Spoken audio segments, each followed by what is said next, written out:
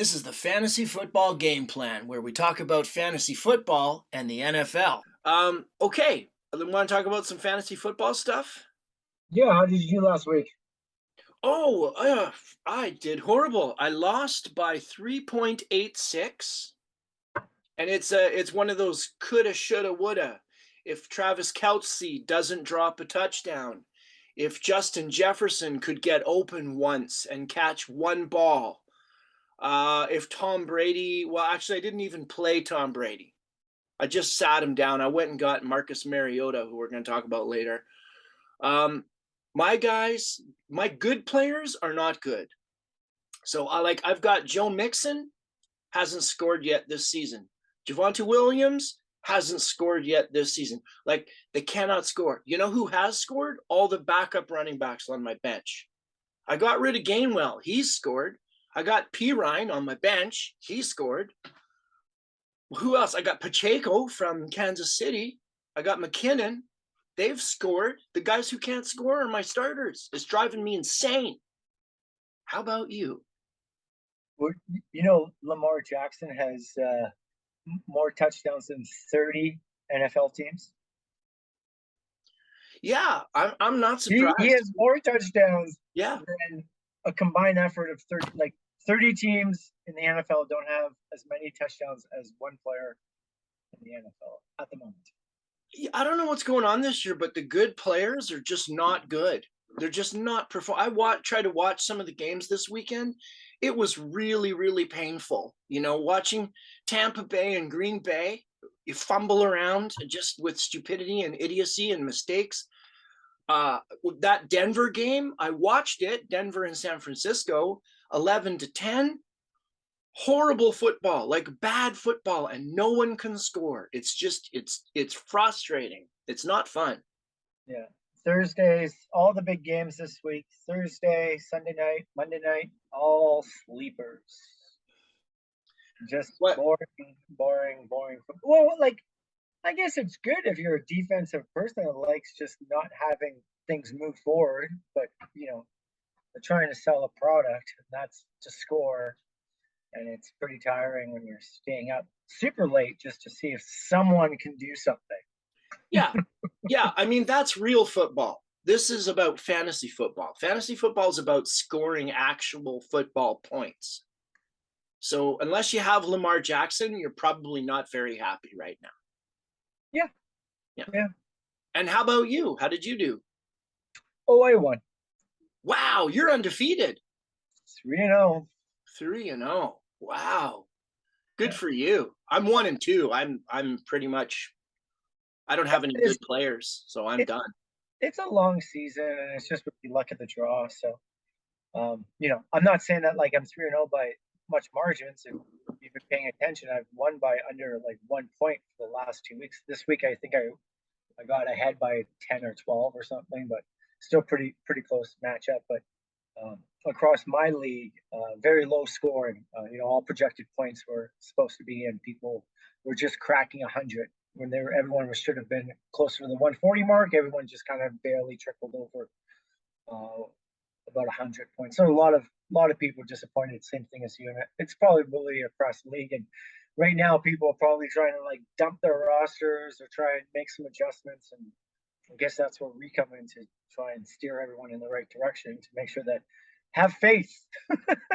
Your bench will score. Your starting player will score. It's just 1 week at a time. But don't try and dumpster throw everything away, because these people are also probably as frustrated as professional athletes as much as we are as fantasy holders. Yeah, I don't want to throw my guys away, but I'm tempted to start the guys on my bench and bench the guys that I'm starting, because nothing makes any sense anymore. We've got the standard scoring league. In my league, guys are winning, scoring 60-something points, 70-something points. I lost to a team that scored 79.62 points. Yeah. His team is horrible. He beat me, but his team is horrible. Yeah. Well, yeah. Okay. Well, this is fun. I'm gonna throw it to you and give you first choice. Well, there's some considerable injuries that occurred this weekend. Some key wide receivers went out early in the game, running backs. So I couldn't find any running back that I would think that is not more going to be more targeted than Herbert from Chicago with Montgomery going down. So I would put him as probably someone we should talk about as he's going to take now the major carriers. And if he's taken in many leagues, that's smarter people pinching him up. But yeah, he's someone that I think that should be focused on this week. Well, I agree. I agree with you. I just, for me, when I was trying to look at guys that I wanted to suggest, I'm really, I mean, in a competitive league, Herbert should be rostered already, right? He's the handcuff for Montgomery. We've got the same situation in Minnesota. You got Dalvin Cook. Well, everyone's going to be trying to get Alexander Madison this week. I mean, he should already be rostered. If for some reason Herbert is not rostered, go get him. If for some reason Madison is not rostered, go get him. But I mean, I think these guys should be gone, right? Yep. But I'm just like I mentioned, I couldn't really find too many other running backs out there that are not snagged up that are either sitting on your bench not doing anything or scoring points for your bench. But yeah, Madison should be taken as well too. And Delvin Kirks has a sprained shoulder, so he most likely will go back, but he's definitely going to do like the it's going to be a committee, right? So, but maybe not everybody does the handcuff, Sean. Maybe someone doesn't, go and pick up the backups for their players. So that's a strategy that we've been talking about for years now. Yeah.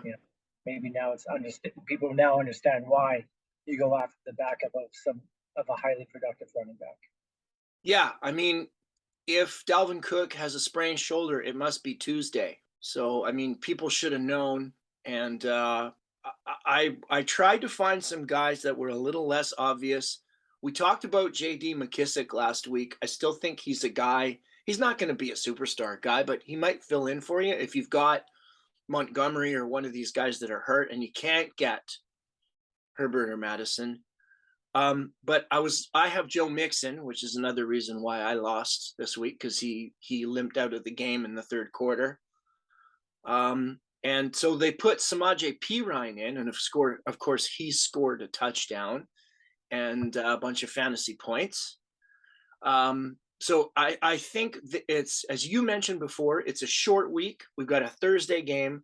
Cincinnati hobbling around with two running backs, but I think Perine's going to get some work because of the short week. So Perine's a pickup for this week. That's the guy that I'm backing here. Nice. A good suggestion. And I watched a bit of Seattle and Atlanta, and I noticed that Tyler Algier is starting to get a little bit of work when Cordarrelle Patterson takes a break between explosive plays and tearing up the league. They bring in Tyler Algier, and he falls forward for a yard or two. So, I mean, he might get some goal line carries. He might be a guy if you have absolutely nobody healthy at running back this week. Yeah, good point. But Patterson, what a football player he is. He was supposed to be a bust. Everybody was calling him a bust. Well, not everyone.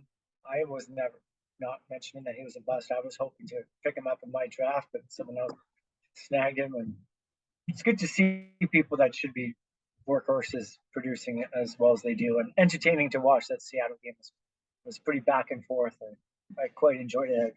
Getting more respect to that Geno Smith guy as a cornerback, as he seems to find his targets. Yeah, I'm really interested in the Cordarrelle Patterson situation because people are talking about Austin Eckler and Derrick Henry, and they're saying, well, 27, for a running back, that's old. Here we've got Cordarrelle Patterson, 31 years old, becomes a good running back at 30. Here he is at 31. He's still pretty good. He's 31. I don't know. Is he just defying? Is he like the Tom Brady of running backs? Like just defying all logic and aging and everything else? I mean, he's explosive. Yeah. Well, sometimes it's vision, right? You see the holes a little bit later, and you can make opportunities of them, right? Yeah. Do you want to talk about the Detroit running back that's banged up? Well, Swift's banged up. I actually didn't know what was happening,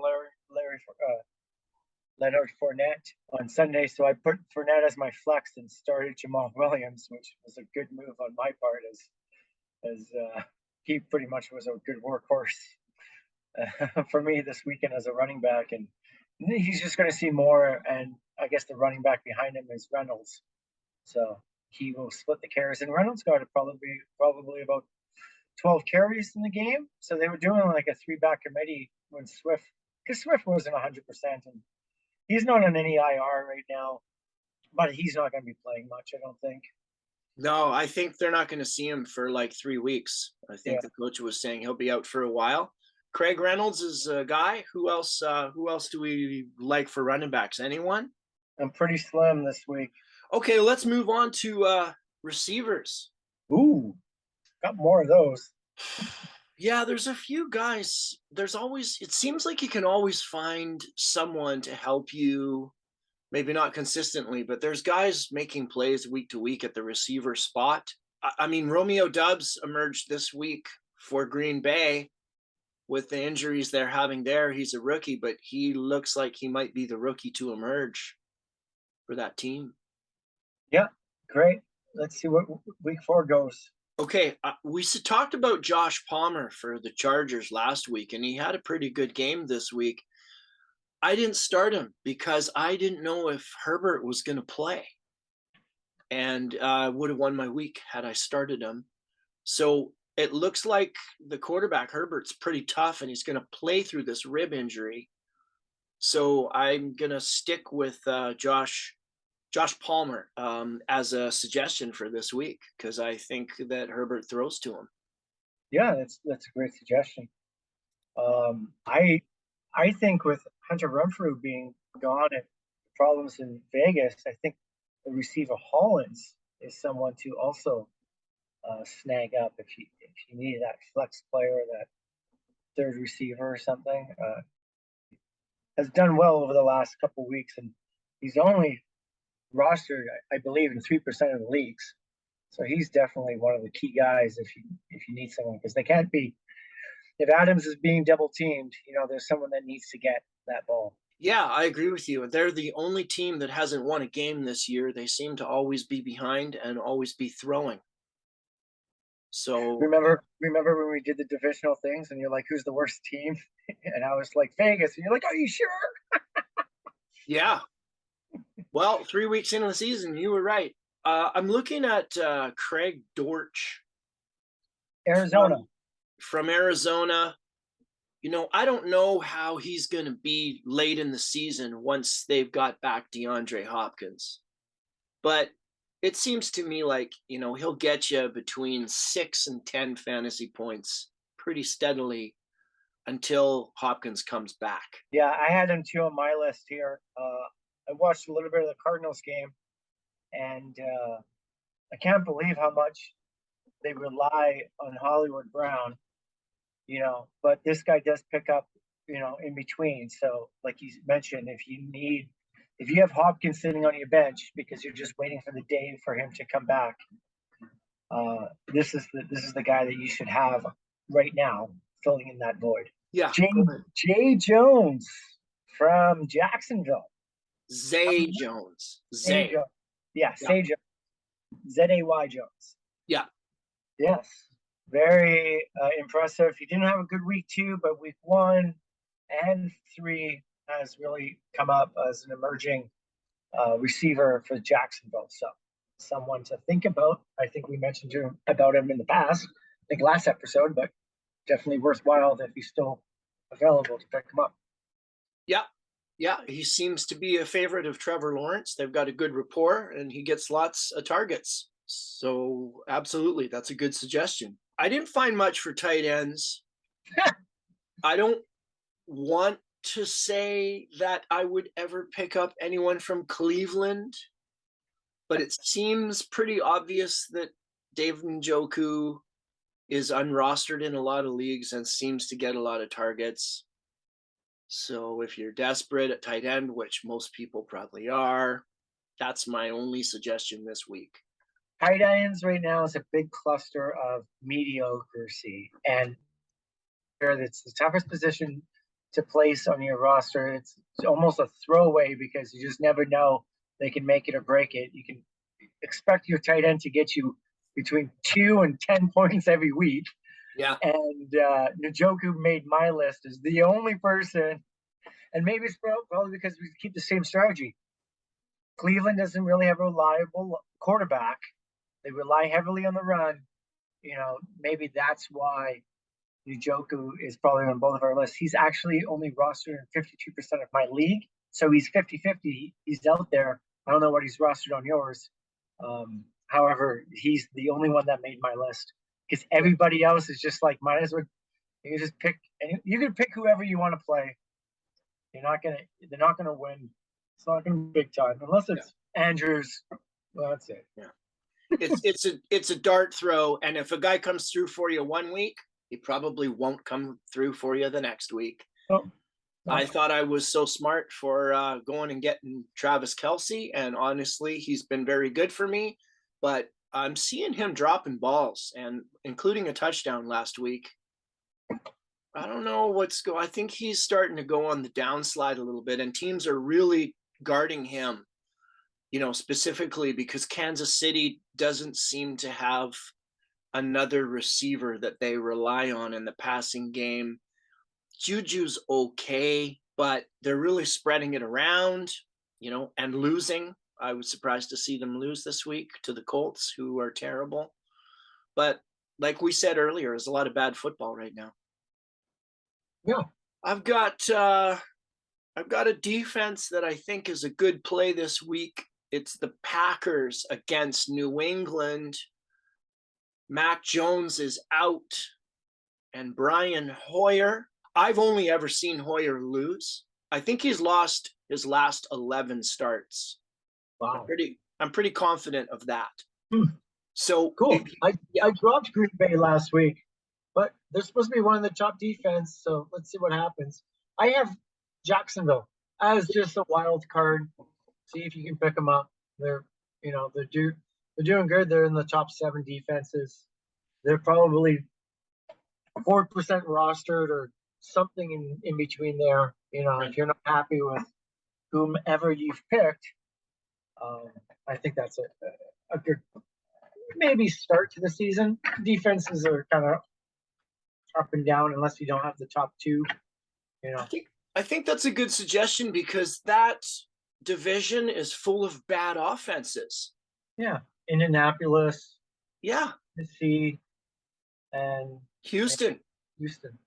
Yeah, so that's a really good suggestion because everybody else is crap. That's at least 6 easy games a year. Mm-hmm. Yeah, it's a good one. Do you like a kicker? I do. There's 2 kickers I like. Okay. Both from New York. Me too. I got New York's kicker. Go ahead. Who do you like the best? Gano impressed me yesterday, kicking a bunch of 50-yarders. Yeah. Football game where both teams, the Vikings and Lions, couldn't kick anything over 30. So I was like, Gano, and he's available. He's an old slugger, and he's always been at the top of his game. So it doesn't look like he's ever really missed a beat coming into 2022-23. And then this guy from the Jets, this Zavarkin, or maybe I've mispronounced him, but he's right up there too with the kickers. So the Jets kicker and the Giants kicker, go. Yeah, I don't know if we covered QBs, so I'm going to circle back because I think I might have skipped that category. Who you got? The guy that you picked up, Mariota. Yeah, he's a good waiver wire pickup. He's available in a lot of leagues. And, also it's just temporary, but Cooper Rush is not a bad play if you're stuck for some reason. And I want to and if he's not throwing to CD Lamb. Yeah. Okay, so I'm going to suggest Kenny Pickett. Ooh. Because Pittsburgh, if they keep losing, they're going to make the switch to the rookie because he's their future. So he might be a guy to stash. Last week, you had a good stash suggestion. Now, speaking of that, Zach Wilson for the Jets is going to come back soon.